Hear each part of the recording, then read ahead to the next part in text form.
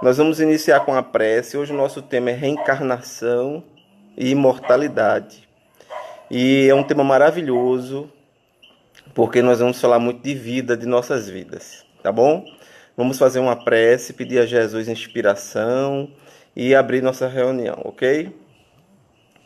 Querido Jesus, que as tuas bênçãos nos iluminem nesse instante, que possamos, através da tua mensagem maravilhosa, da inspiração do teu evangelho, trabalharmos em nossas vidas. Que nesta noite possamos ser instrumentos da tua mensagem, apesar de todas as nossas falhas. Muita paz para todos e todas. Que assim seja. Bom, eu vou iniciar com uma passagem do Chico, em que ele dizia assim: às vezes as pessoas procuravam Chico e perguntavam a ele acerca da grande novidade que o Espiritismo tinha para trazer. E sempre as pessoas vão em busca de novidades. Então as pessoas chegavam para o Chico e falavam: Chico, qual é a grande novidade que o Espiritismo nos traz? E o Chico sempre falava que a grande novidade era o Evangelho de Jesus. E aí as pessoas se decepcionavam. Meu Deus, o Evangelho de Jesus? O Evangelho não é novidade, Chico. O Evangelho tem 2000 anos. Aí o Chico sempre respondia: se o Evangelho tem 2000 anos e 2000 anos depois ele permanece para os nossos corações, a nível de sentimento, uma grande novidade. Porque nós não conseguimos colocar em prática a sua pauta, os seus ensinamentos. Então a grande novidade que Emmanuel nos diz, que o Evangelho nos traz, é justamente essa: a pauta dos nossos ensinamentos e aprendizagens. Por isso que todas as vezes que nós iniciamos um estudo em torno do Evangelho, nós gostamos sempre de citar que o Evangelho permanece extremamente atual. O Evangelho não se desatualiza. E nós falamos isso porque até o advento do Espírito de Verdade, da doutrina dos Espíritos, nós não tínhamos uma compreensão dessas passagens. Por exemplo, existem passagens no Evangelho em que Jesus fala que aqueles que têm ouvidos para ouvir e olhos para ver. Nem todos têm ouvidos para ouvir e nem todos têm olhos para ver. Essa é a grande interpretação, é a compreensão desses ensinamentos. E quando Jesus fala: aquele que tem ouvidos para ouvir, ouça. Existe um momento no Evangelho, mais ou menos assim: de todos os homens nascidos de mulher, nenhum foi igual a João Batista. Mas se quereis dar crédito, João é o Elias, que os profetas disseram que viria. Em outros evangelhos, nós vamos encontrar assim: de todos os homens nascidos de mulher, nenhum foi igual a João Batista, mas o menor no reino dos céus é maior do que ele. Aí alguém pergunta: e existem homens que não são nascidos de mulher? E eu respondo para vocês que existem sim. Existem homens que não são nascidos de mulher, porque são espíritos que não precisam mais se reencarnar. Quando Jesus fala de todos os homens nascidos de mulher, ele quer dizer de todos aqueles que ainda precisam da reencarnação.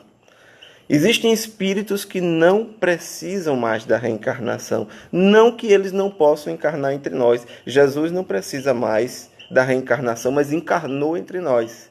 Por isso usa Jesus: de todos os homens nascidos de mulher, João é o maior de todos eles, mas o menor no reino dos céus, ou seja, mas o menor entre aqueles espíritos iluminados que não precisam mais reencarnar, o menor de todos eles é maior do que João.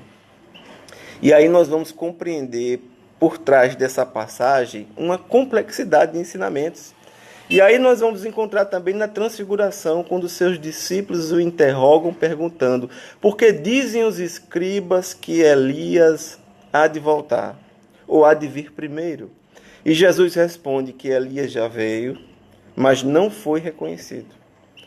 E aí seus discípulos entenderão, consta lá no Evangelho, e aí seus discípulos entenderão que lhes falara de João Batista. Então nós vamos compreendendo que o Evangelho, ele tem passagens que, sem a luz do conhecimento espírita, da reencarnação, que são as pluralidades das existências e de outros mundos habitáveis, nós não teríamos como compreender. Essa passagem é uma delas. Nós não teríamos compreender porque nós não temos uma noção do que são homens que não são nascidos de mulher. Então são espíritos que atingiram uma envergadura espiritual tão grande que não precisam mais reencarnar. Eles já têm outros processos que nós desconhecemos, mas que eles existem. E Jesus cita isso muito bem nessa passagem. Então nós vamos encontrar várias passagens de reencarnação no Evangelho. E a reencarnação, eu costumo, só para lembrar, ela vem para quebrar paradigmas. Ela derruba o muro da intolerância, ela derruba os muros do preconceito, ela derruba os muros do racismo. E por que nós falamos isso? Porque quando você compreende reencarnação, você percebe que você retorna, ora na cor preta, ora na cor branca, ora na cor azul, ora na cor verde. Eu estou aqui só para você me compreender o exemplo que eu estou dando.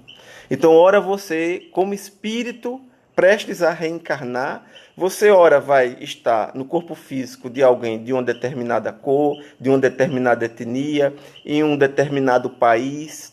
Por isso que as pessoas que têm tanto preconceito com nossos irmãos e irmãs de países mais considerados mais atrasados, nós vamos percebendo que não há porquê, não há o porquê de sermos xenófobos.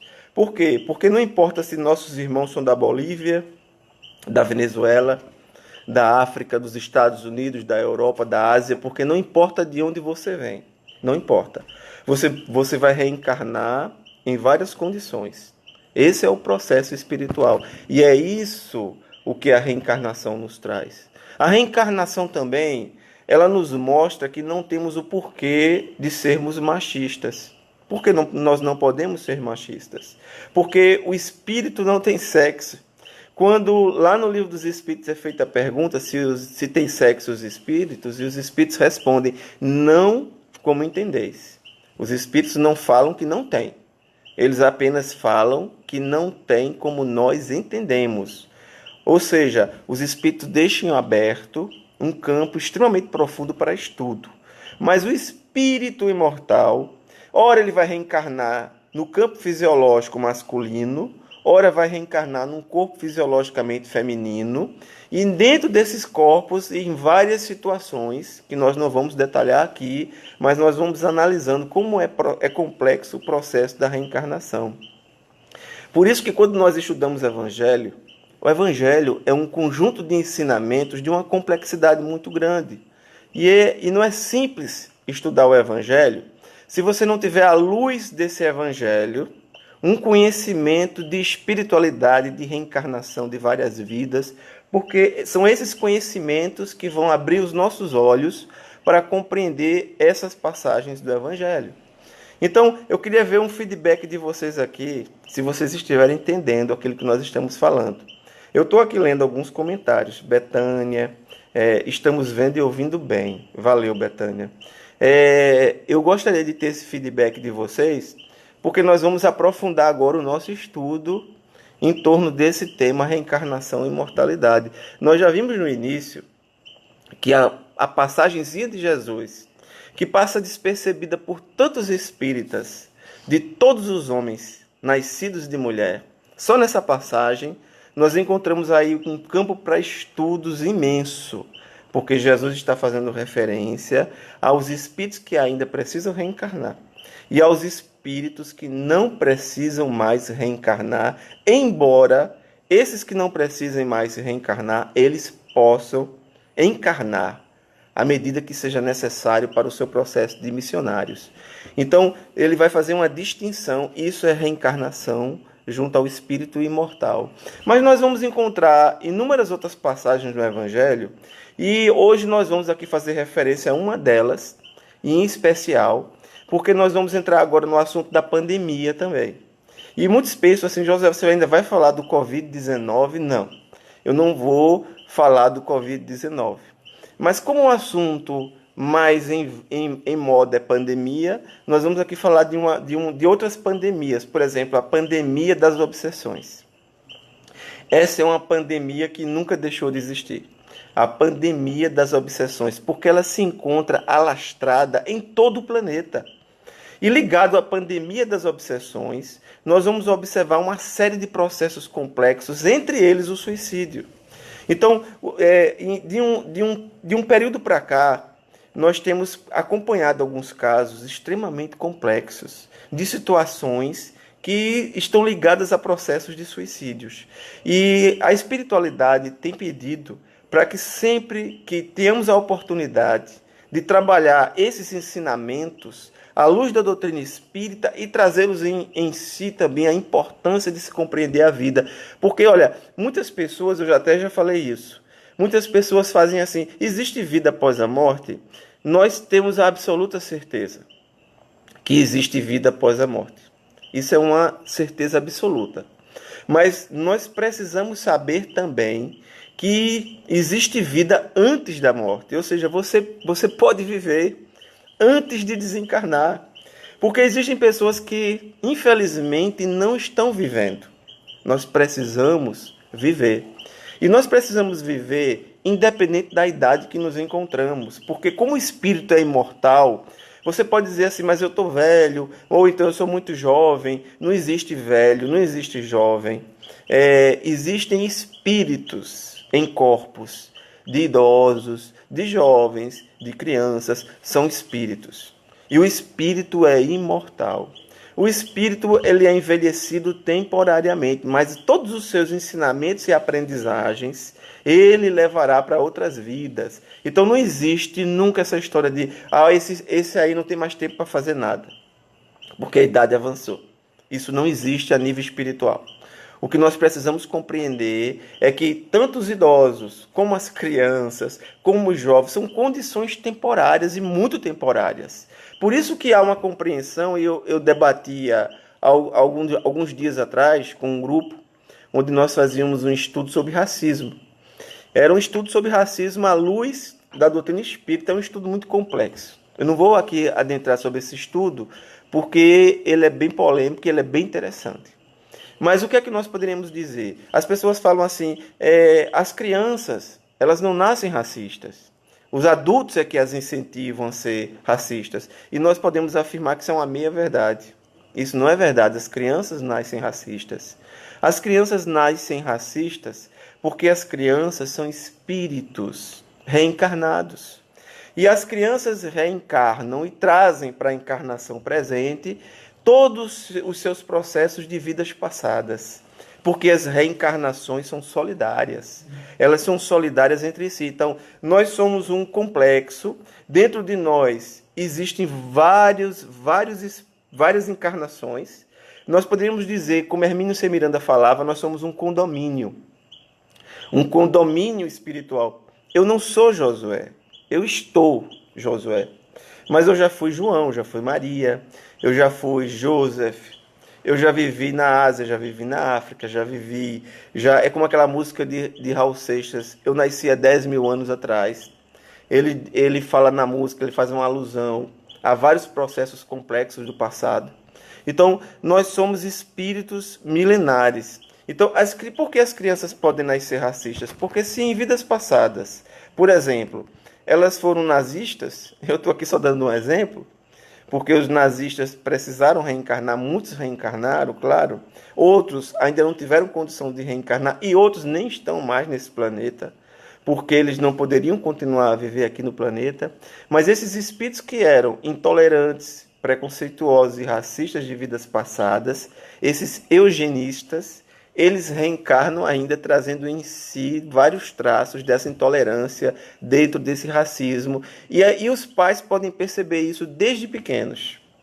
Desde pequenininho eles já vão percebendo esses traços nesses espíritos que reencarnam. Por isso que todas as vezes que eu fico observando que existem pais que não se esforçam para evangelizar os filhos, eles só se esforçam para dar uma educação pedagógica aos filhos, e eles flexibilizam no campo espiritual, nós devemos nos inquietar. Por quê? Porque o aspecto espiritual é o aspecto mais profundo do espírito, da alma. Não importa se ele vai ser um médico, se dentro desse médico não existe ética, não existe uma formação moral, não existe espaço para sensibilidade em um campo do evangelho. Ele pode ser um excelente profissional e um péssimo ser humano. E aí isso pode ser em qualquer profissão. Por que é importante investir no espírito imortal? Porque o espírito imortal, a partir do momento que ele recebe o esclarecimento da mensagem do evangelho, quando nós falamos aqui evangelho, eu não estou apenas aqui falando para aqueles que se dizem cristãos. Nós falamos aqui para judeus, para muçulmanos, para ateus, para agnósticos, para todos os campos religiosos. Porque é necessário ter uma compreensão que evangelho significa boa nova. Quando Jesus disse, ide e pregai o evangelho, não havia nada escrito. Ide e pregai a boa nova, ide e pregai os novos ensinamentos. E esses ensinamentos, como diz Emmanuel, são palavras de vida eterna. São palavras de vida eterna, palavras que não morrem. E aí é que nós vamos precisar compreender algumas dessas passagens. Existe uma que eu sempre repito, por orientação da espiritualidade, e que vai cair como uma luva no nosso trabalho na noite de hoje. É aquela passagem de Jesus em que ele diz assim, vos foi dito que odiareis os vossos inimigos. Eu vos digo que amareis os vossos inimigos. Essa passagem é de uma complexidade muito grande, porque não é fácil amar inimigo. Não é fácil amar nem os amigos. Essa que é a verdade. Às vezes nós temos dificuldade de perdoar determinados detalhes. Em uma amizade, uma bobagem. Às vezes é um aspecto simples, um desentendimento por conta de futebol, por conta de política, por conta disso, por conta daquilo. As pessoas cortam relações e não conseguem se perdoar. Agora tu imagina um crime, algo terrível. É mais especificamente sobre isso que o Evangelho nos fala. E aí você me diz, mas como eu vou perdoar o criminoso que tirou a vida de quem eu amo? Que tirou a vida de um pai, de uma mãe, de um filho, de um irmão, de uma irmã, de um marido, de uma esposa, de um primo, de uma prima, não seja lá quem for que você ame. Pois é complexo esses processos. E aí como é que nós vamos compreender isso à luz da doutrina dos Espíritos? Porque quando Jesus diz, vos foi dito que odiareis, ele está falando acerca dos antigos. Eu vos digo que amareis. É um novo ensinamento que ele nos trouxe. Aí você me diz, mas eu vou amar de que forma? Você não precisa amar nesta encarnação. Mas você precisa começar a trabalhar, porque o que você não resolver nessa vida, você vai trazer na próxima encarnação a necessidade de se desfazer daquilo que nós vamos chamar de ponto morto de nossas vidas. Ponto morto de nossas vidas. Porque para o espírito ascender, para o espírito avançar, ele precisa eliminar esses pontos mortos que Emmanuel nos diz, que são situações que nós criamos ao longo de nossa trajetória espiritual e que nós não resolvemos e nós precisamos verdadeiramente resolver. E aí quando nós escutamos, vos foi dito que odiareis, eu vos digo que amareis, é porque esses espíritos adversários, eles podem retornar para nossas vidas como nossos filhos, como nossos pais, como nossos irmãos, como nossos cônjuges, companheiras, eles podem eles retornar de diversas formas. E daí nós vamos encontrar em família vários processos complexos. Por isso que nós falamos, e André Luiz é quem usa essa frase, que as famílias são verdadeiramente o reencontro. Dentro das famílias nós vamos encontrar verdadeiramente o reencontro dos desafetos do passado. Por isso que os relacionamentos não são fáceis. Nós recebemos muitos espíritos simpáticos de vidas anteriores, mas também recebemos espíritos antipáticos, espíritos adversários. E em algum momento da encarnação, essas lembranças não ressurgem no consciente, mas elas ressurgem no inconsciente e em forma de sentimento. Então, às vezes, é aquela criança que não lembra que você a prejudicou, mas ela lembra a nível de sentimento. Então ela não sabe por quê, mas ela não quer conversa com você. Eu já vi isso acontecendo. Um pai uma vez chegou para mim e disse assim, eu não sei por que essa criança não vem para o meu braço. E eu havia sido convidado para um aniversário infantil, nós estávamos lá, e o pai rindo, conversando, brincando, o menino no braço da tia, no braço do tio, no braço da mãe, mas não queria ir para o braço do pai. E aí ele conversando comigo, ele diz assim, rapaz, eu não sei por que esse menino cismou comigo. Eu luto para colocar ele no meu braço, mas ele não gosta. Então, existe uma técnica para ser trabalhado junto a essas situações, existe. Existe uma técnica em que você vai orar de preferência quando aquela criança estiver dormindo. Ao lado daquela criança você vai pedir perdão, você vai se desculpar, você vai falar que é um novo momento, é uma nova oportunidade que vocês receberam da vida, que não é à toa que ele chegou ali naquela família, e você vai começar através da oração, através do sentimento, da paz que vai emanar do seu coração, que vai envolver aquele espírito, e ele vai sentir verdadeiramente a eficiência e o poder dessa prece. Então são essas uma das técnicas, mas são várias técnicas que podem ser usadas para dirimir esses processos. Existe um best-seller, eu chamo de best-seller, que é de Ivone do Amaral Pereira, que se chama Memórias de um Suicida.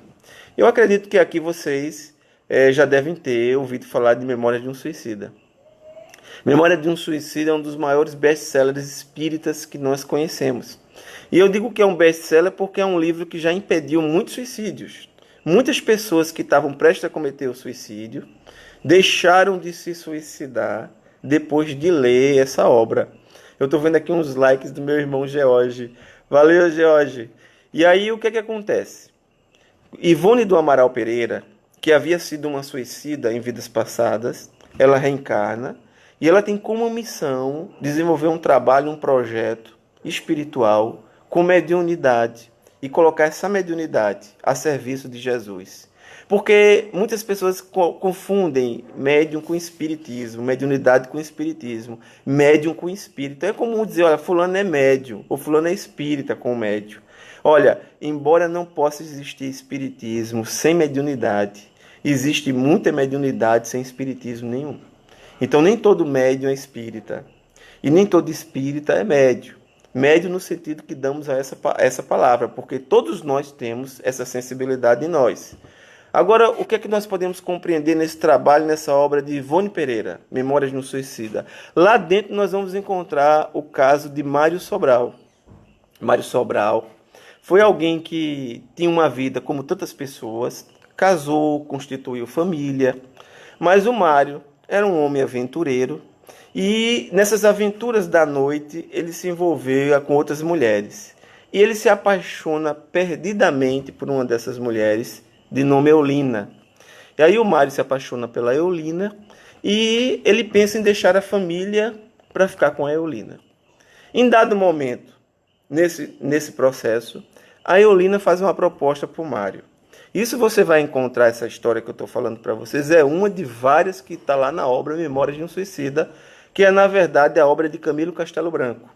Eu não vou aqui contar, porque não teríamos tempo, de falar de toda a obra de Memórias de um Suicida. Eu vou só em especial falar dessa situação, para nós compreendermos a reencarnação nesse contexto e essa passagem de Jesus, quando ele nos diz: vos foi dito que odiareis os vossos inimigos, eu vos digo que amareis os vossos inimigos. E aí, nessa passagem do Evangelho, nós vamos compreender o Mário, que ele vai constituir uma família e vai se apaixonar por essa mulher de nome Eulina. Eulina propõe a Mário que deixe a esposa, que abandona a esposa para viver com ela. E ela e o Mário fazem uma combinação. O Mário passa vários dos seus bens para o nome da Eulina, para que a família não tivesse acesso a esses bens no momento da separação. E o acordo era que quando eles se juntassem, aí a Eulina pudesse passar para o Mário os bens, porque seriam deles juntos. Só que depois que o Mário faz isso, se separa da família, a Eulina abandona o Mário. A Eulina abandona o Mário. Então ela quebra o acordo. Eles não estão mais juntos.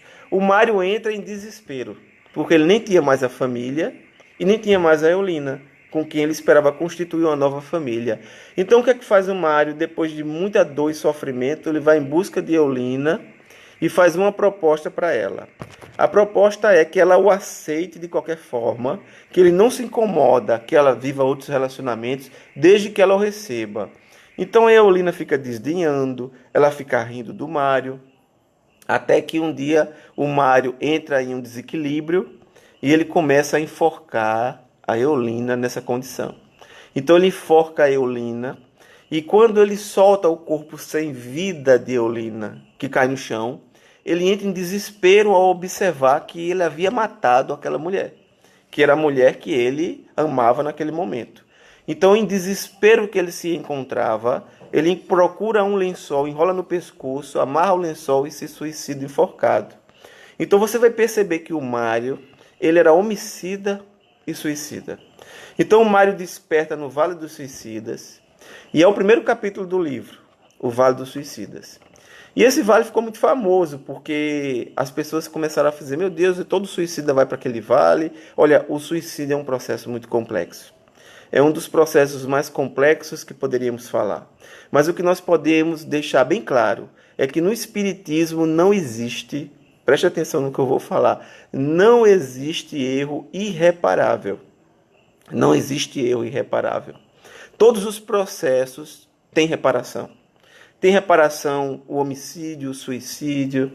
No Espiritismo, nós não apoiamos pena de morte, nós não apoiamos aborto. Não existem erros irreparáveis e não existem crimes que nós possamos cometer para ajudar a melhorar a sociedade. Nós não podemos nos tornar criminosos. Nós somos verdadeiros defensores da vida. Esses são os ensinamentos que a espiritualidade nos traz. Então, o que acontece? O Mário comete suicídio lá no Vale dos Suicidas, quando ele se encontrava naquele estado de perturbação. Ele é assistido pela equipe do Hospital Maria de Nazaré.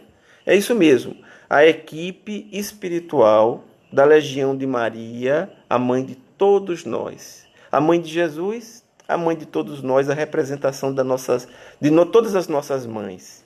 Então ele é assistido por essa equipe espiritual desse hospital no momento em que ele pôde ser assistido.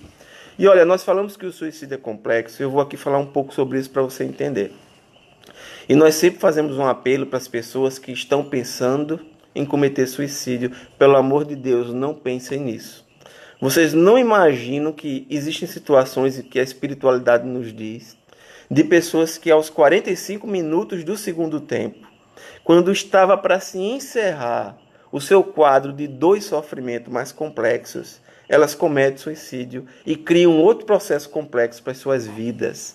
Em muitos casos de suicídio, o espírito perde a vida em plena vitalidade, ou seja, enquanto ele ainda tinha muitos anos pela frente. Então, ele tira a própria vida e o corpo físico e o corpo perispirítico permanece com plena vitalidade. Então, ele acompanha o estado de putrefação do próprio corpo, muitas vezes sentindo os vermes lhe corroendo. Ou seja, são processos complexos, eu não vou aqui adentrar acerca desses processos com vocês, mas vocês vão conseguir através de estudos, tem obras belíssimas, O Martírio dos Suicidas, Memórias de um Suicida, vamos encontrar várias obras que vão falar sobre isso. E aí o Mário, no mundo espiritual, ele é recolhido pelo Hospital Maria de Nazaré, sabe lá Deus quantos anos se passou naquele vale. Quantos anos se passou naquele vale. E depois dele ser recolhido para aquele vale, do Vale dos Suicidas para o Hospital Maria de Nazaré, para resumir a história, ele não conseguia aceitar o fato dele ter sido criminoso de Eulina. Então ele olhava para as próprias mãos, ele dizia, meu Deus, eu não mereço essas mãos mataram Eulina. Então ele olhava para as próprias mãos. Existe uma passagem no Evangelho de Jesus em que Jesus diz assim, ai do escândalo, mas o escândalo é necessário. E aí Jesus vai falar, se teu olho for motivo de escândalo, arranca e joga fora. Se tua mão for motivo de escândalo, arranca e joga fora. Melhor entrar na vida sem o olho, sem as mãos, do que entrar com as mãos e perder a alma. Jesus fala nessa passagem que está lá em Mateus. E aí muitas pessoas não entendem, mas à luz da terceira revelação, você vai ver ali reencarnação. Você vai ver reencarnação, você vai ver lei de causa e efeito, você vai compreender o amar os vossos inimigos, tudo nessa passagem. Porque nós separamos essa história do Mário e da Eulina, porque ela vai trazer tudo isso para a gente, para que a gente possa compreender. E aí o que acontece? O Mário olhava para as próprias mãos e ele dizia, meu Deus, eu não mereço essas mãos mataram Eulina. E aí ele é esclarecido na espiritualidade que ele ainda iria reencarnar e que ele iria ter a oportunidade de reparar os seus crimes e os seus erros. E aí ele fica muito feliz. Porque até então ele não sabia a possibilidade da reencarnação. Olha, eu vou dizer aqui uma coisa para vocês. Eu só acredito, eu vou falar isso por mim, eu só acredito em Deus, verdadeiramente, porque eu sei da reencarnação. Senão eu não teria como acreditar em Deus. Meu Deus do céu, como é que só existe uma vida e a gente observa pessoas que nascem em condições tão diversas, tão difíceis, tão complexas, espíritos que não chegam nem a amadurecer e desencarnam logo. Uma criança que morre, usar a expressão morrer, desencarnar, morrer com 6 dias, um dia, uma semana, um mês. Alguém pode até dizer, eles se tornaram anjos porque não chegaram a cometer erros na vida. Então eu gostaria de ter morrido também nessa idade, para ter me tornado um anjo e não correr os mesmos riscos que nós corremos hoje, seguindo o nosso caminho aqui na vida. É como se você não precisasse passar pela faculdade e você já ganhasse uma formação lá na frente. A reencarnação é, acima de tudo, justiça. Porque nós não recebemos a mais do que ninguém. Os espíritos recebem as suas próprias conquistas. Ou seja, o espírito reencarna e o espírito reencarna para avançar, para se educar, para amadurecer, para se melhorar e para reparar.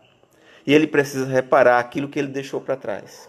Se você tem desafetos do passado, de relacionamentos, de ligações de ódio, de situações complexas, nós precisamos encontrar uma forma de reparar aquilo que o Emmanuel chama de pontos mortos em nossas vidas. E aí por isso que o espírito necessita reencarnar. Porque ele necessita reencarnar e necessita evoluir espontaneamente. Esse é um processo espontâneo. Se não existisse a reencarnação, eu falo por mim, eu não teria o porquê de acreditar em Deus. Porque por que alguém nasce na África? Na África, em um país extremamente pobre, são vários países africanos, mas nasceu na Etiópia.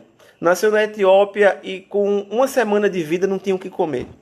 Morreu de inanição, morreu de fome, morreu à míngua, às vezes ao relento, abandonado pela família. Por quê? Outros nascem na Suíça, na Suécia, com tudo, com todos os privilégios. Então, nós precisamos compreender que Deus não tem mais amor por esse ou aquele povo. Isso não existe.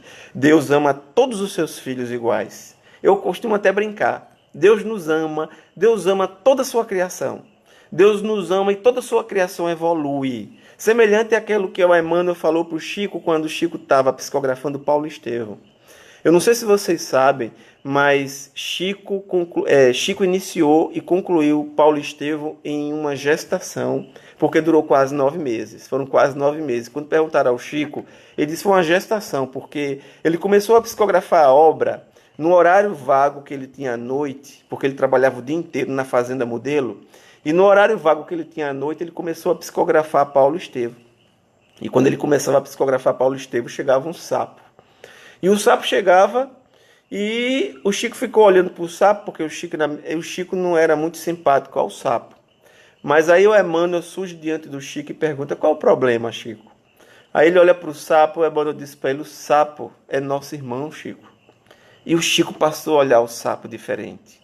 E olha que o Chico tinha um profundo amor aos animais, gato, cachorro, pássaro, tudo. O Chico tinha um amor profundo. Mas ele olhou aquele sapo e o Emmanuel disse: o sapo é nosso irmão, Chico.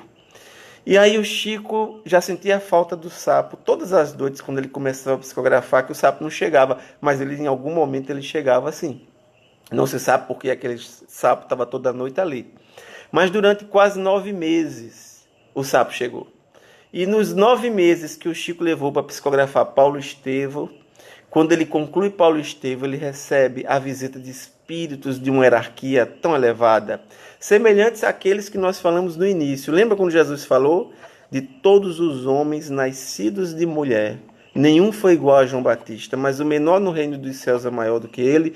Jesus falando de todos os homens nascidos de mulher. Para aqueles que estão chegando agora, o nascidos de mulher da colocação de Jesus é acerca dos espíritos que ainda precisam reencarnar. E aqueles espíritos que não precisam reencarnar, essa é a linguagem de todos os homens nascidos de mulher, ou seja, de todos os espíritos que ainda precisam reencarnar para evoluir. João Ele quis dizer que João era o maior de todos, mas o menor no reino dos céus era maior do que ele. Então, o menor no reino dos céus são aqueles espíritos numa hierarquia que eles não precisam mais reencarnar. Embora nós tenhamos explicado que esses espíritos podem encarnar desde que eles queiram. Então, eles não precisam mais reencarnar. Então, o menor no reino dos céus é maior do que João. Então, você vai percebendo a complexidade e a beleza do Evangelho na linguagem de Jesus. Então, quando Chico recebe a visita desses espíritos dessa alta envergadura, ele vai beijar os pés desses espíritos e está lá o sapo, então ele beija o sapo. O Chico dá um beijo no sapo e o Chico iria contar algum tempo depois que sentiu muita saudade daquela obra porque veio uma equipe espiritual e criou uma espécie de uma blindagem, de uma cabine de psicografia para ele espiritual. Quando ele terminou de psicografar, os espíritos desmontaram a cabine e foram embora. E veio à luz para todos nós essa obra maravilhosa chamada Paulo Estevam, que é uma obra linda da doutrina dos espíritos. E aí o que acontece com Mário Sobral?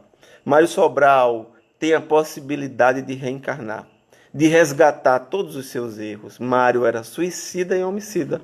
E aí o que o Mário é orientado a se preparar para um dia reencarnar, mas ele fica inquieto. Ele deseja reencarnar logo. Ele quer expiar logo. Ele quer reparar logo os seus erros e os seus crimes. E aí ele recebe, depois de muita insistência, você vai encontrar isso bem detalhado no livro, eu não vou explicar isso aqui. É preciso que você leia. Ele vai encontrar uma forma e a espiritualidade vai orientá-lo para a reencarnação. Só que o Mário iria reencarnar. E como ele havia cometido homicídio e suicídio, aí nós vamos relembrar a passagem de Jesus. Se tua mão for motivo de escândalo, arranque e joga fora. Melhor entrar na vida, ou seja, melhor reencarnar sem as mãos do que reencarnar com as mãos e perder a alma. Ou seja, Mário reencarna sem as mãos, porque suas mãos ele perdeu no momento em que ele cometeu um crime em relação a Eulina e ficou olhando para as próprias mãos e disse, meu Deus, eu não mereço essas mãos. E aí o Mário reencarna e se encaminha para as câmaras de reencarnação sem as mãos. Então, nós vamos perceber a complexidade da espiritualidade nos seus ensinamentos. Então, Mário reencarna, filho de uma mulher, que o abandona quando percebe a sua deficiência física, a sua limitação física, ela o abandona. Isso lá em Portugal, provavelmente no início do século XX. Então, em 1901, 1910, nós não sabemos. E aí aquela mãe abandona o Mário, deixa ele lá, e uma mulher vai passando com a sua filhinha e resgata o Mário. Então ela se apaixona, assim que ela vê, por aquela criança que havia acabado de nascer, naquela condição sem as mãos, com dificuldades respiratórias. Essas dificuldades respiratórias eram consequências de sua encarnação passada, quando ele se enforcou. E aí ele impôs danos ao perispírito conscientemente. Então ele reencarnou com essas limitações respiratórias. E aí ela se apaixona imediatamente por aquela criança, por aquele bebê. E ela diz à filha, minha filha, esse aqui vai ser nosso filho, esse vai ser seu irmão, vai ser meu filho e vai nos acompanhar. Quando eu não puder mais, você vai cuidar dele. Aquela era uma mulher que fazia lavagem de roupa. Ela lavava roupa para sobreviver, roupa de ganho. E aí ela lavava roupa, entregava na casa das pessoas e ela recebia, era assim que ela vivia. E apesar de todas as dificuldades, ela acolheu aquela criança, que era Mário, reencarnado. E aí, lá no mundo espiritual, ficam os amigos do Mário, aqueles companheiros do Vale dos Suicidas, que foram recolhidos ao hospital, Maria de Nazaré com ele. E eles ficam se perguntando, como será que está o Mário na encarnação? Porque já se passaram quase 40 anos, desde que o Mário reencarnou. E eles ainda não tinham ouvido nem visto a situação do Mário. Então vejam como é o tempo. Enquanto para nós 40 anos, 30 anos, 50 anos, 70 anos, 80 anos é uma eternidade, para os espíritos é insignificante. Porque os espíritos eles são imortais, eles não são eternos. Porque eterno só Deus. Nós precisamos ter esse entendimento. O que é eterno é algo que sempre existiu. Não. Nós fomos criados simples e ignorantes. Está lá no Livro dos Espíritos. Nós só não vamos morrer jamais. Nós somos imortais, mas nós tivemos um início. Só quem não teve início foi Deus. Por isso Deus é eterno e nós somos imortais. Então, os espíritos são criados e vão evoluindo de acordo com o seu envolvimento nesse processo espiritual. Então, fazem 40 anos que o Mário reencarnou, e aí eles querem ver como é que o Mário está. Eles ainda não haviam tido a condição de reencarnar. O Camilo Castelo Branco, que é o autor da obra, havia se suicidado porque estava perdendo a visão. Então ele tirou a própria vida porque estava ficando cego. Ele não aceitava a cegueira.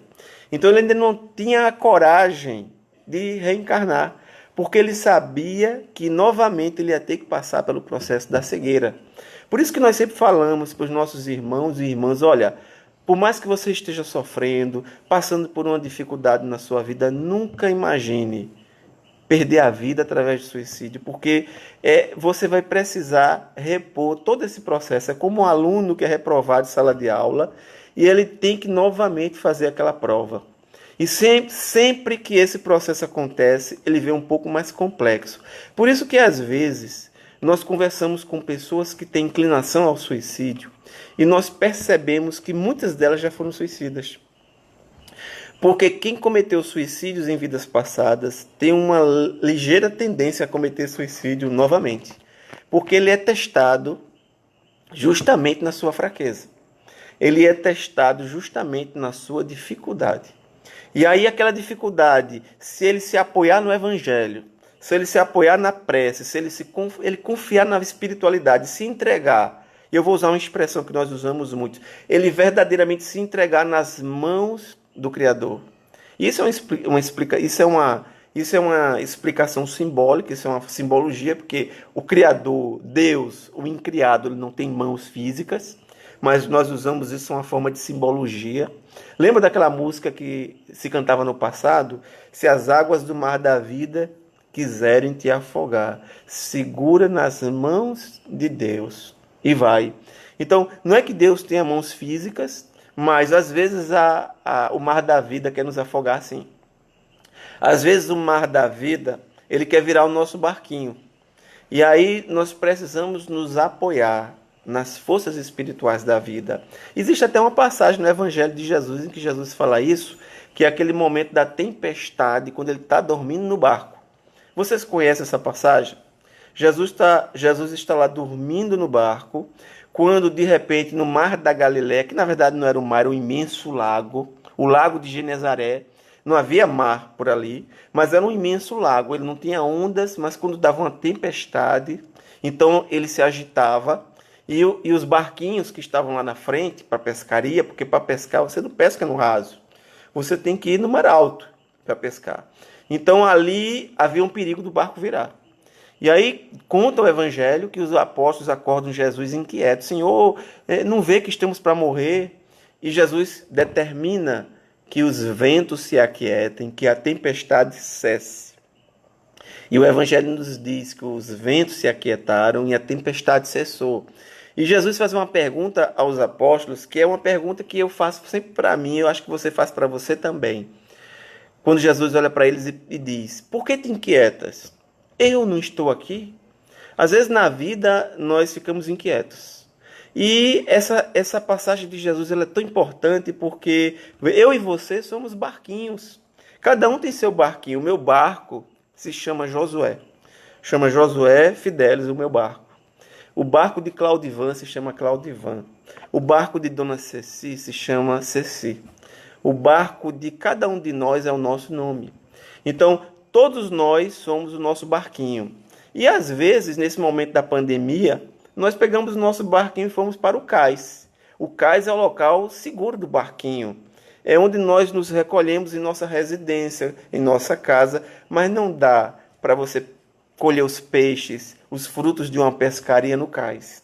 Você tem que se aventurar, você tem que ir para o mar alto. E aí você vai se aventurando, trabalhando, servindo ao Evangelho, passando pelas dificuldades na reencarnação, no seu barquinho. E às vezes o seu barquinho ele começa a pender, sim. Às vezes você pensa que esse barco vai virar e que você não vai sobreviver. Eu quero dizer a você que você vai. porque você é um espírito imortal. Não importa o que você faça, você vai sobreviver. Agora, o que importa é você compreender que se você não conseguir se apoiar no Evangelho, se você desprezar os ensinamentos milenares que a espiritualidade nos traz, pode ser que o seu barco realmente vá virar, mas ele vai ser reconstruído com mais luta, com mais sacrifício e com provas mais complexas mais à frente. É como um aluno que perde 2, 3 anos e vê a sua turma que iniciou avançando ele lá atrás. Um dia ele vai concluir de qualquer forma, mas ele vai observar bem distante aqueles que se empenharam mais e que ele ficou para trás. A questão é compreender que nós estamos em um momento muito complexo de nossas encarnações. Nós estamos vivendo um momento em que nós precisamos compreender quando Jesus nos disse: seja a sua palavra sim, sim, e não, não.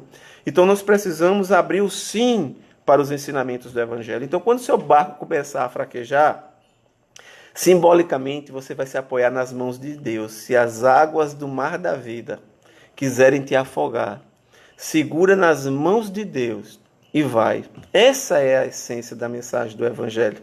Então os espíritos vêm até a terra, vão à casa do Mário Sobral. E chegando lá, eles encontram o Mário, praticamente paralítico, em cima de uma cama, cuidado pela irmã. A irmã que havia assumido um compromisso, e muita gente, às vezes eu observo que na vida as pessoas dizem assim: coitada de fulana, ou coitado de fulano, assumiu um compromisso que não era dele, ou assumiu um compromisso que não era dela. O que é que tinha aquela irmã de assumir aquele rapaz, já que foi a mãe dela que encontrou e quis ficar com aquela criança? Às vezes nós não temos uma visão mais complexa do processo, nem completa. Nós julgamos de forma muito rasteira. Mas aquela irmã, que não era irmã consanguínea, mas era irmã espiritual, ela assumiu o compromisso de cuidar de Mário. Então ela não casou, ela não constituiu família, ela passou todos aqueles anos cuidando do Mário. E quando ela encontra o Mário com a mãe, ela contava 10 anos de idade. Então, quando passou-se 40 anos, ela estava com 50, ou talvez 51, e o Mário com 40. Ela tinha 10 anos na frente do Mário. E aí os espíritos vêm à Terra, observam aquela irmã que cuidava do Mário, que não tinha as mãos, dificuldades respiratórias, não conseguia um emprego, mal conseguia sobreviver. E eles ficam observando a situação difícil do Mário, mas os espíritos amigos falaram: olha, o Mário é um espírito que quando sair do corpo, ele vai sair do corpo como um vencedor. É interessante observar essa frase porque, às vezes, nós vencemos para perder na vida. E, às vezes, nós perdemos para vencer. Porque o que é o vencedor para o mundo? O vencedor para o mundo, às vezes, é aquele que ganhou na Mega Sena, é aquele que obteve um sucesso passando por cima das pessoas, é, às vezes, aquela pessoa que, para conseguir a sua promoção social, sabe-se lá Deus o que ela fez. E eu não estou aqui dizendo que todas as pessoas que têm conquistas são assim. Tem pessoas maravilhosas, com muitas conquistas, que são pessoas de um coração do tamanho do mundo. Eu tenho uma admiração profunda por um empresário chamado Bill Gates, que é um grande servidor da humanidade, junto com a sua esposa, Melinda Gates. Tem projetos imensos na África, no mundo inteiro. É uma pessoa que vive dedicada ao bem hoje aqui na Terra. Então, são pessoas que têm um coração do tamanho do mundo, têm uma espiritualidade que nós não compreendemos. Mas existem pessoas que acreditam que para conseguir as conquistas do mundo, elas podem fazer qualquer coisa. Mais uma vez, uma frase de Jesus, de que adianta ao homem vencer o mundo ou ganhar o mundo e perder a alma.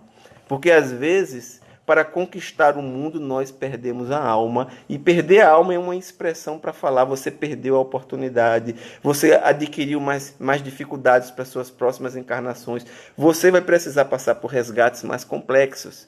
E aí o Mário, há 40 anos encarnado, com todas aquelas dificuldades, aí os espíritos que acompanhavam aquele processo falaram: ele vai sair do corpo como um vencedor. Para as pessoas cujo olhar é só terra a terra, Mário era um perdedor. Mário era alguém que teve uma vida praticamente inútil. Aquela jovem irmã também praticamente perdeu a vida, mas para o mundo espiritual eram verdadeiros vencedores da vida. E aí os espíritos ainda perguntam aos outros: vocês estão reconhecendo quem é essa jovem? E aí eles: não, nós não estamos reconhecendo. Aí eles explicam: é Eulina. Eulina, que aceitou retornar 10 anos antes do Mário. Imagina quantos anos o Mário passou na espiritualidade. Então, eu calculo que esses processos do Mário aconteceram no século XIX e ele reencarna no início do século XX, porque a obra de Ivone ela foi publicada, se não me engano, em 1900, não sei se foi em 1955, mas ela havia sido psicografada antes de 1940. Ela passou muitos anos na gaveta antes dela liberar a obra para ser publicada. E aí o que é que acontece? O Mário naquela situação, quando ele saísse do corpo, ele ia sair como um gigante. Eu li naquela que havia sido motivo do seu homicídio, do seu suicídio, ela que havia tirado aquelas condições econômicas do Mário, que o havia abandonado, ela havia assumido os seus erros e havia se comprometido diante da espiritualidade para retornar e receber o Mário, e ela verdadeiramente ela assumiu o compromisso. Fisicamente ela não tinha essa lembrança, mas o seu coração falava para ela. Lembram da passagem de Jesus? Vos foi dito que odiareis os vossos inimigos? Eu vos digo que amareis os vossos inimigos? Pois é, a Eulina, ela passou verdadeiramente a amar o Mário. Eu estou olhando de lado para olhar a hora, porque nos faltam 5 minutos. E aí a Eulina reencarnou, ela voltou para assistir o Mário, e ela e o Mário conseguiram passar pelo processo do resgate. Essa história é linda, é maravilhosa, vale a pena você ler o livro. O livro é muito extenso, tem muitas histórias. A de Camilo é maravilhosa. Eu estou falando alto que está passando um avião aqui agora. Eu moro perto do aeroporto. Mas olha, a história é lindíssima. Mas o que eu gostaria de deixar para você na noite de hoje é que você compreendesse que você é um espírito imortal, que tudo passa. Você não tem outro caminho senão o caminho da compreensão de si mesmo, senão o caminho do entendimento da própria vida, na concepção da maior complexidade, de você se compreender para se situar, para você entender que não só existe vida após a morte, mas existe vida antes da morte. Não importa a situação que você viva, existe sempre uma solução para o seu problema. Às vezes você diz, meu Deus do céu, meu barco vai afundar. Eu quero dizer a você que se você segurar nas mãos de Deus, o seu barco não afunda. Aprenda a conversar com o mundo espiritual. Converse com Jesus, converse com Deus, converse com o seu anjo da guarda, converse com os seus amigos espirituais.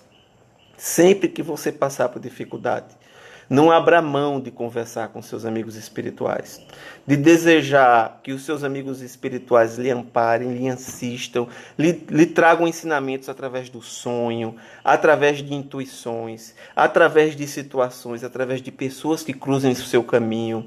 É esse o caminho, é esse o ensinamento que a Associação Espírita, o Caminho da Luz, aí na cidade de Goiânia, essa casinha simples, humilde, mais abençoada, mais iluminada, que trouxe vida, que espalha vida para tantas almas em dificuldade. Eu falo isso porque eu sei que às vezes existem pessoas que estão passando por tanta dificuldade, dor e sofrimento, e que tiveram nessa casa a oportunidade de receber um esclarecimento, e que muitas vezes chegaram aí ao caminho da luz e chegaram com ideias suicidas.